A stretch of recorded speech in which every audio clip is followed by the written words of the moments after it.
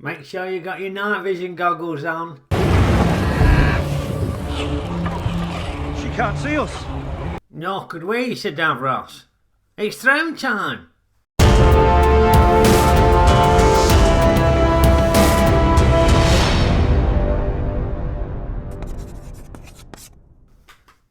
Greetings, viewers.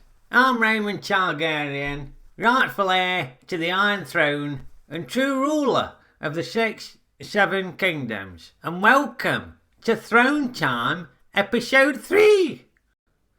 Yes, after all last week's hanging about, the Night King and his army of the dead have arrived at Winterfell, and our heroes have to protect the entire human race against hundreds of thousands of zombies.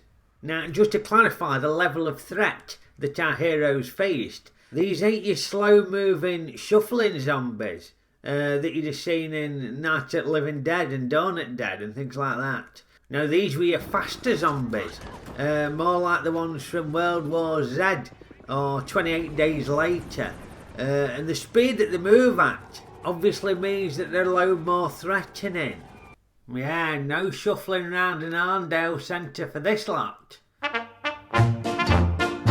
Yeah, 'cause your Dawn at Dead zombies, they were more like a figure of fun, weren't they? And this music that they have in Dawn at Dead, it has a sort of circus clown feel to it, doesn't it? Which sort of undermines the threat that the zombies pose. Now, that sort of music would be completely unsuitable for the fast-moving zombies that you get in Game of Thrones. They would need an accompanying music a lot more fast-paced and up-tempo, wouldn't they? Come on, Dennis!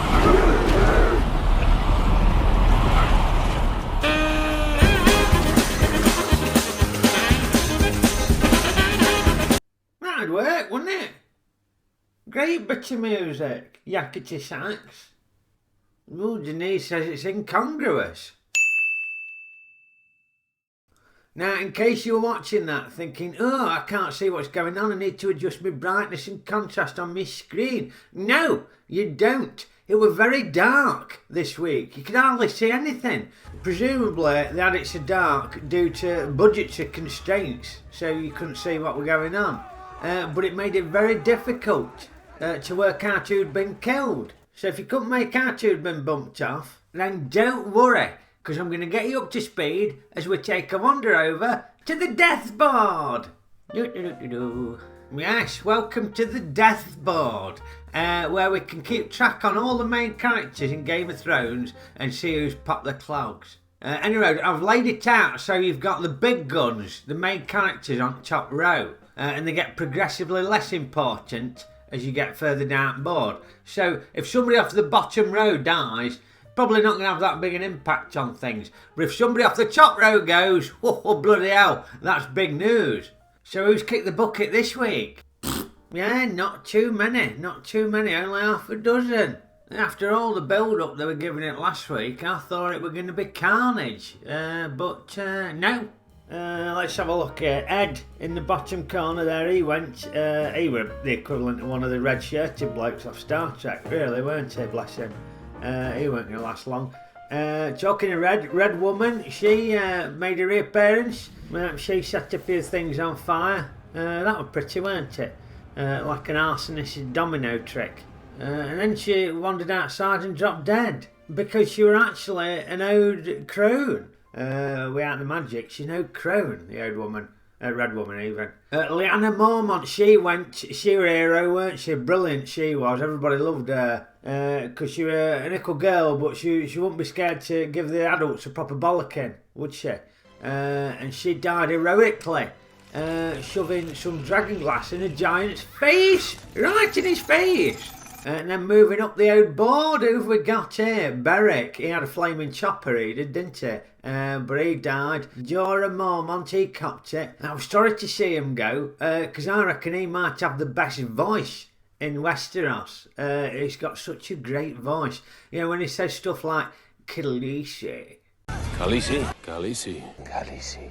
Yeah, sounds great. Sorry to see him go. And then moving up a row, we got Theon, cockless cretin. He died hero's death, didn't he?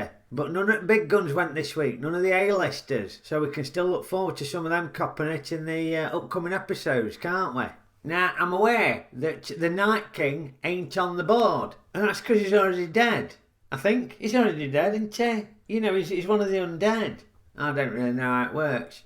But even though he were already dead, folk were still trying to kill him in the episode. Daenerys were unsuccessful in trying to burn him. Yeah, she got a dragon to flam up on him, or whatever it is dragons do. But he emerged unscathed. Now, what I found interesting was that when Daenerys gets engulfed with flames, all of her clothes burn off.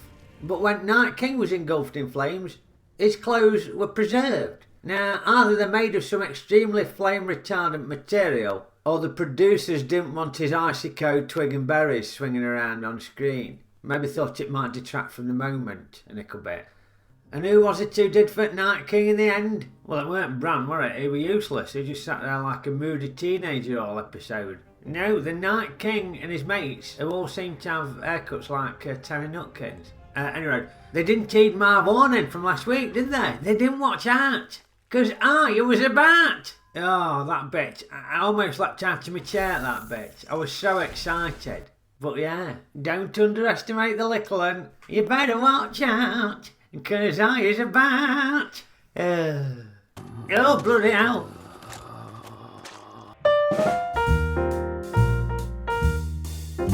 Letters time. And we've got one here from Jennifer. Jennifer Talia from Peterborough. Sounds Italian. Talia. Spelt the same as that Talia Shire. Do you remember? She was in Rocky films. She was Adrian. Adrian! Do you remember? Yeah. I don't know how it's pronounced. Talia? How's it pronounced? Talia? Anyway, Jenny Talia writes, Dear Raymond, your prediction for Gendry to end up on the Iron Throne is based on favouritism because the actor who plays him is from Nottingham. Well, no, it weren't. I didn't know him from Nottingham. I just call it as I see it. You know, that's just my prediction. And besides, I'm from Dragonstone. So much as I like folk from Nottingham, and I think it'd be great to see a Nottinghamian on the Iron Throne. I think that'd be brilliant, wouldn't it? Come on, Gendry lad. But obviously, I don't have any bias, because I'm from Dragonstone, not Nottingham. Yeah. Anyway, if you've got any letters, send them in. Twitter, Facebook, the usual stuff.